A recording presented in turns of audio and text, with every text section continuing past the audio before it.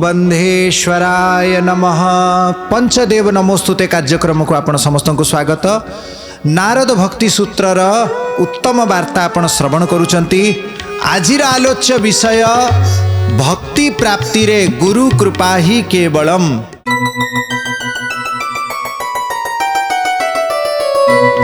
भक्तिर साधन विषय आपण श्रवण कले विषय त्याग रे भक्ति हेई थाए। तामाने सांसारिक ए शारीरिक लोभ को त्याग कले भक्ति हब। संग त्याग मानसिक स्तर रे मध्य सांसारिक लोभर चिंतन त्याग कले जाई की भक्ति हुए। अव्यावृत भजनात् अखंड निरंतर भगवत नाम स्मरण भगवत चिंतन भगवत सेवा द्वारा भक्ति प्राप्ति यही थाए। तापरे लोके भी भगवत गुण कथा श्रवण भगवानंकर नाम कथा गुण लीला रे सबु बेले जदि आमे मजी रही थिबा भगवानंकर कथा प्रतिदिन सुनिबा तांकर नाम जप करिबा मंदिर को दर्शन करने को जीवा मठ को जीवा आरती रे सम्मिलित हवा प्रभुंकर दोल यात्रा रथ यात्रा झूलन यात्रा राधाष्टमी जन्माष्टमी आदि जो व्रत उपवास रही जो प्रभुंकर महोत्सव रही से सम्मिलित हवा उत्साह पूर्वक से गुड़ा घरे पालन करिबा ये सबू मध्य लोकरे रही संसार रे रही मध्य आमे करि परिबा। प्रतिदिन भगवानंकर कथा श्रवण करिवार नियम करंतु। प्रतिदिन भगवानंकर नाम जपर नियम करंतु। किसी समय भगवान नाम कीर्तन करिवार नियम ग्रहण करंतु। कारण नारद भक्ति सूत्र रे नारद ऋषि कहउचंती लोके पि भगवत गुण श्रवण कीर्तनात्। ए संसार रे रही कि भी भगवत गुण श्रवण कीर्तन करिवा द्वारा भक्ति प्राप्ति हेई थाए। सूत्र संख्या 38 रे नारद ऋषि निजे निज सूत्र रे ही वर्णना करिचंती। मुख्यतस्तु महत्कृपा एव भगवत कृपा लेशाद्वा।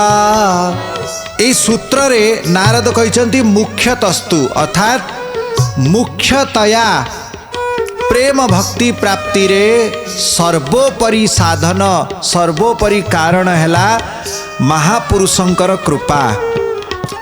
तापरे द्वितीय रे रहिला भगवत कृपा लेश भगवानंकर कृपा मध्य भक्ति प्राप्ति रे हेई थाए। नारद जी वर्णना करुचंती मुख्यतस्तु महत् कृपा एव अर्थात प्रेम भक्ति प्राप्ति करिवारे भगवानंकर प्राप्ति रे सर्वोपरि कारण महापुरुषंकर कृपा अर्थात गुरुंकर कृपा। गुरुंकर कृपा बिना भगवानंकर प्राप्ति कौन भगवानंक भक्तिर प्राप्ति भी हेई पारिबो नाही। गुरुंकर कृपा रे ही भक्ति मार्ग रे आपण अग्रसर हेई पारिबे। जो माने दंभपूर्वक कहती जे भगवान तो सकल घटे नारायण बसंती परम कारण यही तो छाती भितरे समस्तंकर भगवान अछंती अणु रेणुरे भगवान अछंती सर्वव्यापक भगवान अछंती। आमे तो तांकर ग्रंथ पढ़ुचु शास्त्र पढ़ुचु तांकर नाम जपिबा ताहेले भगवान को प्राप्ति हेई जीव। गुरुंकर कौन आवश्यकता यही जो कारण यार लक्ष्य या भितरे यही जो भावना ये भावनार मुख्य कारण कौन मन भितरे थिबा गर्व अभिमान जे मु किसी जानिछि। भगवान सर्वत्र अछंती तांको पाइबाटा बड़ सहज। मु तांकर नाम जप करी मु केते ग्रंथ पढ़ी शिखिछि मु पढ़ी देवी शास्त्र पढ़ी कि मु भगवान को पाइजिबी नाम जप करी मु पाइजिबी। गुरुंकर आवश्यकता कौन कहीं काहा पाखरे जाइकी मुंड नुआइबी कहीं कार पाद तले नतमस्तक हेबी कहीं कार कथारे उठ बस हेबी मोर दरकार कौन। ये जो अभिमान को ही तो भगवान घृणा करती। पूर्व सूत्र रे आपण श्रवण करिसंती जे भगवान अभिमान र द्वेषी अछंती अभिमान मोटे भल पाती नहीं प्रभु। तेणु गुरुंक शरणागत किए ही पारे जा मनरे अभिमान नथिब दैन्य थिब एवं गुरुंकर कृपारे ही भगवत प्राप्ति हब प्रेम भक्ति प्राप्ति हब। ये कथा नारद जी स्पष्ट रूप से सूत्र संख्या 38 रे कही सारिचंती। भगवत कृपालेशाद्वा भगवानंकर कृपालेश मध्य एथिरे कारण हेई पारे। अच्छा भगवान कृपा करिकी जन को भक्ति देबे आउ जन को देबे नाही एटा कोन संभव नाही। गुरु कृपा हेले ही गुरु प्रार्थना करंती भगवान को प्रभु आपण या उपरे कृपा करंतु या को आपणाई नियंतु। तेणु भगवत कृपा को परे कहले आगे मुख्यतस्तु महत् कृपा एव मुख्य रूप से महत् कृपा को आगे वर्णना कले कहीं महत् कृपा आगे ही थाए। आपण देखिए आमे जो श्रीक्षेत्र जाऊँ जगन्नाथ दर्शन करुचु जगन्नाथ को देखी भक्ति आसूची जगन्नाथ रथ यात्रा देखिकी भक्ति आसूची जगन्नाथ आम पाखे आसिले कौठू इंद्रदुम्न महाराज नारद ऋषि परम भागवत ब्रह्माजी एमानंकर कृपारे जगन्नाथ जी को आमे पाइलु। विद्यापति प्रभु को पाइथिले विश्वावसुंकर कृपारे विश्वावसु नीलमाधव को सेवा करुथिले बोली तो विद्यापति आसिकी तांको दर्शन कले। विद्यापति प्रभु को देखैबा को कुंज भितर को नेकी गले नीलाद्रि पर्वत उपरे नेकी गले बोलिकी तो विद्यापति प्रभुंकर दर्शन पाइले। आपण वृंदावन गले बांके बिहारी को दर्शन करुचंती कहीं हरिदास स्वामी बांके बिहारी को प्रकट करथिले बोली आमे बांके बिहारी को दर्शन करुचु। राधा वल्लभ जी को दर्शन करुचु। हित हरिवंश गोस्वामी तांको प्रकट करथिले बोलिकी तो आमे दर्शन करिकी कृतार्थ होचु। आम हृदय रे राधारमण प्रति भक्ति आसुची कारण गोपाल भट्ट गोस्वामी राधारमण जी को प्रकट कले। आज आम घर पाखरे भी जो मठ मंदिर को आमे जाऊचु से मंदिर रे कौनसी कौनसी भक्तों द्वारा प्रभु प्रतिष्ठित होती। जो नारद भक्ति सूत्र आम ए चर्चा करुचु ये भी नारद ऋषिंकर कृपारे आमे पाइचु। भागवत सुखदेव गोस्वामी कृपारे आमे पाइलु। व्यासदेव रचना कले नारदंकर कृपारे। नारद भक्ति पाइले ब्रह्मांकर कृपारे। ब्रह्माजी पाइले नारायणंकर कृपारे। तेणु ये भक्ति पथरे ही गुरुंकर परमावश्यकता रही। किंतु ये महत् संग बड़ दुर्लभ अगम्य एवं अमोघ। महत् संगस्तु दुर्लभो अगम्यो अमोघस्य। ये महत् संग तीनिटा वस्तु एठी कहीदेले। प्रथम वस्तु दुर्लभ अछि सहजरे प्राप्ति हुए नहीं। महापुरुषों को पाइबा सबुठु दुर्लभ आउ पाई जीवा परे भी तांको चिन्ही पारिबा आउरी अधिक दुर्लभ। विशेष करिकी आजिकाली सोशल मीडिया रो जुग जो दिखता है वही बिकता है। जेते अधिक फॉलोअर जो बाबाजी लोक माने तांको बड़ संत बड़ बाबाजी बड़ ज्ञानी बोली की विवेचना करती। बेले बेले मेंढा दल परी समस्ते तांकर अनुसरण करती परे समस्ते ठकी पड़ती एमिति मध्य देखा जाउची। तेणु एठी कुआ जाइछि महत् संग दुर्लभ केबे हेले हीरा हाटरे बिक्री हब नाही। बस्ता बस्ता हीरा केबे कोउठी केही देखि नाहंती। बस्ता बस्ता ए काच सिना आपण देखिबे अमेरिकन डायमंड देखिबे बाट घाटे सीना अमेरिकन डायमंड बिक्री हम असली हीरा कौन बिक्री हम केबे हम नाही। तेणु दुर्लभ महत् संगस्तु दुर्लभो अगम्यो अगम्य। महापुरुषों को देखिकी भी बेले बेले भ्रांति हो जाए चिन्ही पारती नहीं। केतेबेले से पागल परी व्यवहार करती केतेबेले अति रागी परी व्यवहार करती केतेबेले जड़वत केतेबेले समाधिस्थ केतेबेले उलटा कथा कहिबे। सच्चा महापुरुषों को चिन्हिले बहुत सौभाग्य थिले चिन्ही पारिबे। वास्तव महापुरुष मानकर संग पुणी अमोघ। महापुरुषों पाखरे पहुँचिले से कौनसी कौनसी सूत्र रे तुमको भगवान आड़ को बुले दियंती। वास्तव महापुरुष लक्षण ताको पाखरे बसिले ही भगवान प्रति प्रेम आसीबो भगवान प्रति भक्ति आसीबो। जे महापुरुष बोलाउचंती अथच तुमको सांसारिक सुख सांसारिक वस्तु सांसारिक मान प्रतिष्ठा धन दौलत व्यापार आदि तुटका बतौचंती धन दौलत व्यापार आदि तुमको उपाय बतौचंती से वास्तव रे महापुरुष नुहंती। महापुरुष केवल भगवानंकर प्रेम प्रदान करती भक्ति प्रदान करती ब्रह्म सत्य जगत मिथ्यार बोध करांती। तदैव साध्यताम तदैव साध्यताम। तेणु आगामी सूत्र रे नारद ऋषि कहउचंती तदैव साध्यताम तदैव साध्यताम। दुई थर जो साध्यताम साध्यताम कहले ता माने ताकू बड़ गुरुत्वपूर्ण भाव रे नारद ऋषि वर्णना करुचंती। महत् संग ही साध्य। महत् संग महापुरुषंकर कृपा गुरु कृपा ही केवल गुरु कृपा ही केवल वांछनीय। महापुरुषंकर कृपा ही केवल जीवनर उद्देश्य लक्ष्य। वैष्णव ठाकुर हे गोसाई हे गुरुदेव एकाकी आमार बल नहीं पाए हरिनाम संकीर्तने हरिनाम संकीर्तन मु एका एका करि पारिबि नाही। काम क्रोध लोभ मद मोह समस्ते मते घेरी रखिचंती प्रभु तुमे कृपा कर सेई श्रद्धा बिंदु मते देई थाओ कृष्ण नाम धन मते देई थाओ। गुरुं को मुखरु ही मंत्र सुनिले ताहा वास्तव रे सिद्ध हेई थाए। मंत्र मूलं गुरोर वाक्यम मोक्ष मूलं गुरो कृपा सबु साधनर मूल गुरुंकर कृपा। काहींकि तस्मिन् सज्जने काहींकि नारद आगामी सूत्र रे कहउचंती तस्मिन् तज्जने भेदा भावात भगवान एवं भगवानंकर भक्त भितरे भेद नहीं। तेणु गुरुंकर संग करंतु गुरुंकर सत्संग करंतु भक्तंकर सत्संग करंतु। आउ कौन छाड़िबे कहले दुस्संग सर्वथैव त्याज्यः। दुस्संग छाड़ी देबा उचित कारण काम क्रोध मोह स्मृति भंस बुद्धिनाश सर्वनाश कारणात्वात् संगात संजायते काम कामात क्रोधो विजायते इत्यादि जो श्लोक रे भगवत गीता रे भगवान कहउचंती संग द्वारा ही दुस्संग द्वारा ही सर्वनाश ही थाए। तेणु संग केवल साधुंकर करिवे भक्तंकर करिवे गुरुंकर करिवे महापुरुषंकर संग करिवे। नारद ऋषि वर्णना कले जे दुस्संग को त्याग करिवे काहींकि दुस्संग द्वारा सर्वप्रथम काम आसीब कामना पूर्ण नहेले क्रोध आसीब कामना पूर्ण हेई गले मोह आसीब तापरे स्मृति भ्रंश हेई जीव बुद्धि नाश हब एवं सर्वनाश हेई जाए। ये जो दुस्संग आमे माने प्राय कही था मु अल्प अल्प टिके सेमिति दुस्संग करुछि ना मु टिके टिके खाली सेमिति मोबाइल देखि दिए सेतरे कोन किछि हबो किछि नै मु एमिति केते बेले केमिति बाहरे कोन टिके खाई दिए। एठी कहिचंती तरंगायित अपि मे संगा समुद्रायंती।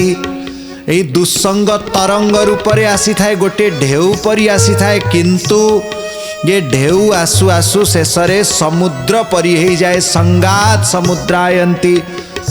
ता माने एठी गोटे मानसिक साधनर कथा नारजी वर्णना करुचंती। धरा जाऊ गोटे दुस्संग दृश्य आसिला मन भितरे ताकू रमण करंतु नहीं सांगे सांगे निजर मन को आउ किछि भगवत सेवारे नियोजित करि दियंतु। जदि ताकू चिंतन करिवे से समुद्र परी हेई जीव आउ सेतारे पार हेई पारिब नाही। ता परे सूत्र रे नारद ऋषि कहउचंती कस्तरती कस्तरती मायाम किए माया रे तरी जाए किए माया रु पार पाए। य संगा त्यजति यो महानुभावम सेवेत निर्ममो भवति। मायारु उद्धार पाइबार बाट कौन सर्वप्रथम ले संग त्याग संसारर भोग विलासर संग त्याग करिवे। सांसारिक आसक्ति थिबा मनुष्य मानकर संग त्याग करिवे। भोग विलासर दृश्य ए जो भगवत विमुख मानकर जो चिंतन मनन तांकर दृश्य आदिरु निजको दूर रखिवे। संगा त्यजति यो महानुभावं सेवेत। महानुभाव महापुरुष मानकर जे सेवा करंती गुरुंकर सेवा करंती एवं निर्ममो भवति। मोर केई नुहंती मेरे तो गिरिधर गोपाल दूसरो न कोई। ये शरीर भी मोर नुहे ये शरीरर संपर्कीय भी मोर नुहंती। ये शरीरर जो धन रत्न जागा जमी ये भी मोर नुहे। एही भावना जहार दृढ़ से ही मायार उद्धार पाई पारिब। यो विविक्त स्थानं सेवेत य लोक बंधन मूलयति निस्त्रैगुण्यो भवति योगक्षेमं त्यजति। जे एकांतरे रही थाए बहु लोकंक भितरे रही कि भी आपण एकांतरे रही पारिबे केमिति मन भितरे सत्संगर चिंतन करिवे मन भितरे प्रभुंकर नाम जप करिवे गुरु गोविंदंकर वाणी को स्मरण करुथिवे। ये विविक्त स्थानम सेवेत। लोक बंधन को जे त्याग कर दिए बाहर सबु संपर्क थिबो किंतु भितरे किछि भी संपर्क नथिबो केवल संपर्क गुरु गोविंद सह थिबो। आउ योगक्षेमं त्यजति। मु काम करिले मु मोर शरीर को चलई पारुची घर चलई पारुची ये भावना त्याग करिदेबे। भगवान चलौथिले चलौछंती चलैबे। आपण देखंतु एबे विश्व युद्ध परि परिस्थिति केते आड़े देखा जाउची, केते देश देश भितरे युद्ध चलीची, मिसाइल अटैक होउची। लोक माने जीवन सारा परिश्रम करी करी करी करी जो घर द्वार करिथिले, आखि पत्ता पड़ू न पड़ू से घर सबू नष्ट हो जाउची, ध्वंस हो जाउची। केते सरकार परिश्रम करी करी कि बाट घाट बिल्डिंग केते केते जिनस बनै थिले, से सबू आखि पत्ता पड़िबा भितरे सबू नष्ट हो जाउची। जहाँ को रक्षा करने पाई प्रभुंकर इच्छा से ही घरटा रक्षा पाउची, जोटा नष्ट हबार अच्छी ताहा नष्ट हो जाउची। आमे केते कौन सजेइबा, केते दिन पाई कौन परिश्रम करिबा, कौन जीवन रे आमे अर्जन करिकी आमे सुरक्षित रखी पारिबा, हमर शक्ति अच्छी नाही। तेणु प्रभुंकर इच्छा रे ही मिलिब वस्तु, प्रभुंक इच्छा रे ही सुरक्षित रहिब, आ प्रभुंक इच्छा रे ही पाइथिबा वस्तु भी आमे हरई बसिबा। एमिति जार शरणागति दृढ़ हो से भगवानंकर माया को उद्धार पाई परिबो, माया ऋषि मुक्ति पाई परिबो। ये भक्ति रे आउ कौन कहिसंती, सतरति सतरिति लोकांस तारयति, जे एमिति आचरण करे से निजे तरी जाए एवं लोक माननको मध्य तारण करि दिए, उद्धार करि दिए, अन्य माननको मध्य मार्ग प्रदर्शन करि थाए। अनिर्वचनीयम प्रेम स्वरूपम, प्रेम को निर्वचन करी हब नाही। तामाने प्रेम को आमे संज्ञा दे पारिबा नाही, ताकू केही वर्णना करि पारिबे नाही, सेटा केवल आस्वादन, मुका स्वादन वत। जेमिति कौनसी जड़ा पिला को आपण रसगोल्ला दे देबे, कहबे एटा केमिति लागुची, जड़ा कौन कहबो, केवल कहबो बढ़िया बढ़िया बढ़िया, से किंतु वर्णना करि पारिबो नाही। बेले बेले कौनसी महापुरुष माने निजर योग्य शिष्य पाखरे प्रेमर दशा को वर्णना करती। गुणरहितम कामनारहितम प्रतिक्षण वर्धमान अविच्छिन्नम सूक्ष्मतर अनुभव रूपम।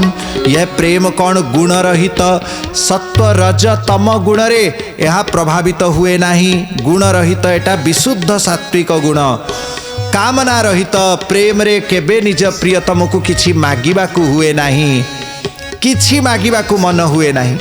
प्रभु जेमिति रखुचंती सेहिथिरे भक्त सुखी रुहे।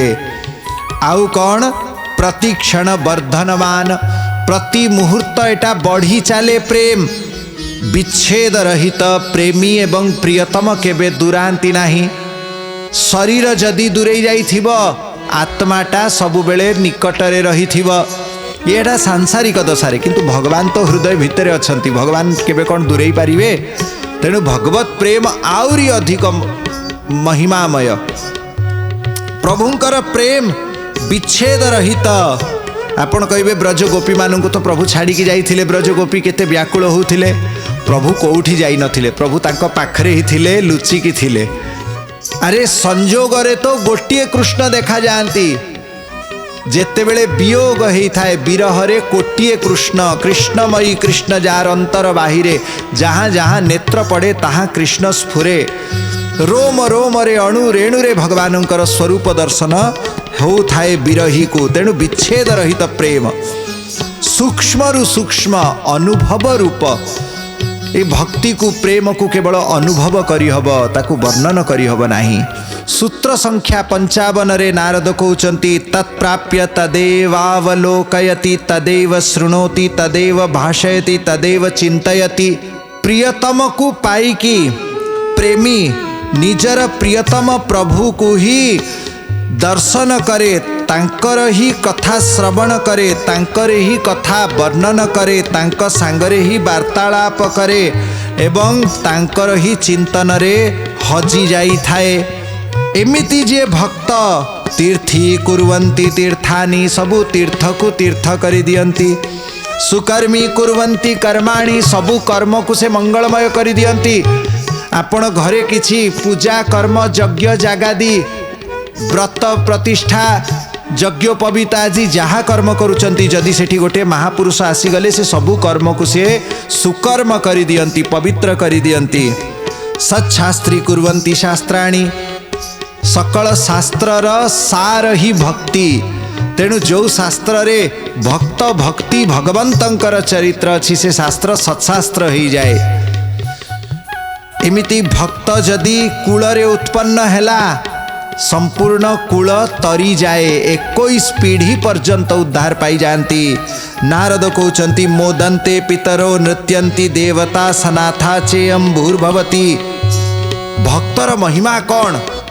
भक्त जो कूलरे उत्पन्न हुए से कूलर समस्त पितृपुरुष नाचंती। देवता माने धन्य धन्य धन्य बोली कहती एवं ये पृथ्वी सनाथ हो जाए। यार अर्थ कौन? पृथ्वी भी धन्य हो जाए भक्तर स्पर्श पाईकी। भगवान मध्य निजे कहते उद्धव को मदभक्ति युक्तो भुवनं पुनाति। ये पृथ्वी को पवित्र कर दिए मोर भक्त। एवं ये भक्तर जाति विद्या रूप कुल धन क्रिया आदि भेद न थाए।